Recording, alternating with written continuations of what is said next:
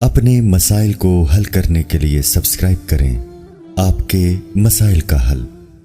بسم اللہ الرحمن الرحیم۔ ریان صاحب نے پشاور سے پوچھا ہے جی، کچھ لوگوں کا کہنا یہ ہے کہ دعا کے بعد ہاتھوں کو منہ پر نہیں پھیرنا چاہیے، اس بارے میں رہنمائی فرما دیجیے۔ اس بارے میں ہمارے پاس حدیث موجود ہے، سنن ترمذی کی حدیث ہے، حضرت عمر بن خطاب رضی اللہ عنہ سے روایت ہے رسول اللہ صلی اللہ علیہ وسلم سے،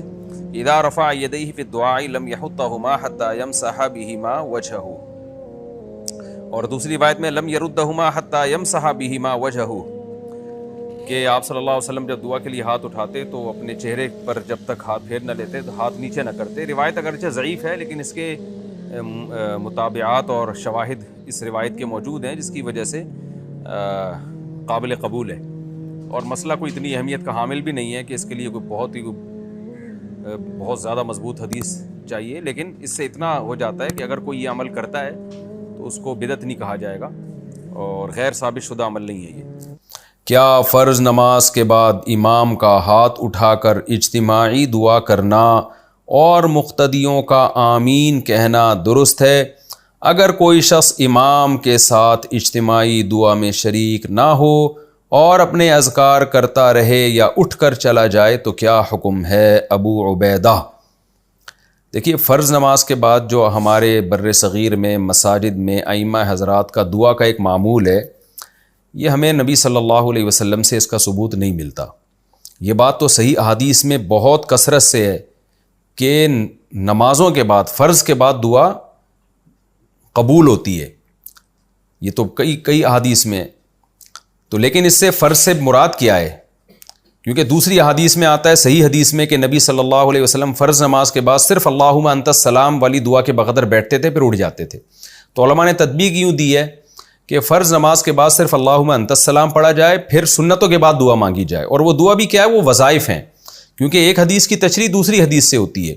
حدیث میں آتا ہے نمازوں کے بعد دعائیں قبول ہوتی ہیں، لیکن وہ دعائیں خود نبی نے کیسے مانگی ہیں، صحابہ نے کیسے مانگی ہیں؟ تو ہمیں نہیں ملتا کہ نبی صلی اللہ علیہ وسلم فرائض کے بعد ایسے ہاتھ اٹھا کے دعا مانگا کرتے تھے اور صحابہ پیچھے آمین آمین کہتے تھے، ایسا نہیں ملتا ہمیں حدیث میں، نہ فقہ میں ملتا ہے، کہیں بھی نہیں ہے۔ ظاہر ہے حدیث میں نہیں ہے تو فقہ میں بھی نہیں ہے، کیونکہ فقہ تو قرآن و حدیث ہی سے مرتب کیا گیا ہے۔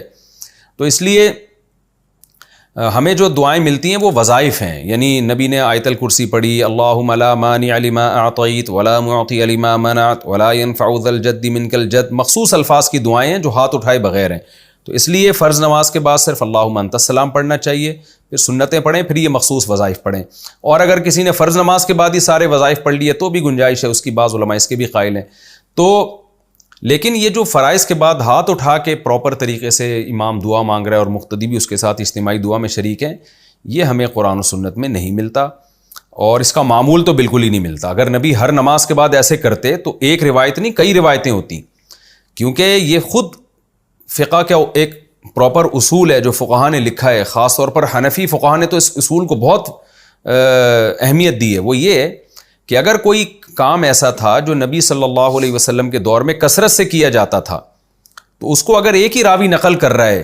تو یہ خود اس حدیث کے یعنی اس کی علامت ہوتی ہے کہ یہ حدیث قابل قبول نہیں ہے، کیونکہ اتنی کثرت سے عمل ہوا ہے تو صرف ایک روایت کیوں ہے؟ تو ظاہر ہے پھر یا تو وہ یہ سمجھا جائے گا کہ نبی نے کبھی کبھار یہ کام کیا، اگر ایک روایت ملے گی تو یوں سمجھا جائے گا کبھی کبھار کیا، اس سے آپ معمول نہیں نکال سکتے کہ معمول تھا نبی صلی اللہ علیہ وسلم کا۔ تو کیونکہ بار بار ایک عمل ہو رہا ہے تو صرف ایک صحابی کیوں روایت کر رہے ہیں؟ تو صحابی سے تو غلطی نہیں ہو سکتی ہے، ممکن ہے صحابی سے جو آگے جس نے روایت کی ان سے غلطی ہوئی ہو۔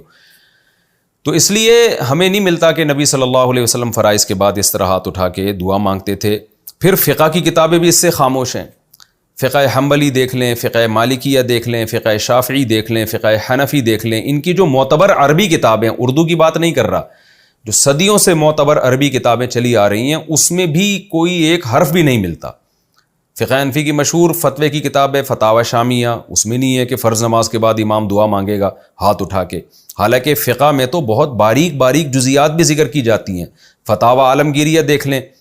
اس میں تو الٹا لکھا ہوا ہے کہ امام کو چاہیے کہ اللہم انت السلام کے بقدر بیٹھے اور کھڑا ہو جائے۔ تو اگر فقہا اس کو سنت سمجھتے تو عالمگیریہ میں تو لکھا ہوتا نا، وہ اتنا جزیات باریک باریک بیان کرتے ہیں، وہ اتنی اہم چیز فقہا سے کیسے نظروں سے اوجھل ہو گئی؟ تو اس سے پتہ چلتا ہے کہ یہ بر صغیر میں ایک چیز ہے جو بعد میں شروع ہوئی ہے، اس کا ہمیں شروع کی کتابوں میں کوئی ثبوت نہیں ملتا ہے، نہ فقہ شافعی کی آپ جو مستند کتابیں فقہ کی ان میں بھی نہیں ملتا، نہ حنابلہ کی کتابوں میں تذکرہ ملتا ہے، نہ مالکیہ کی جو معتبر کتابیں ان میں بھی تذکرہ نہیں ملتا۔ تو یہ اکثر اردو فتاوی میں یا بعد میں جو عربی کتابیں لکھی گئی ہیں جو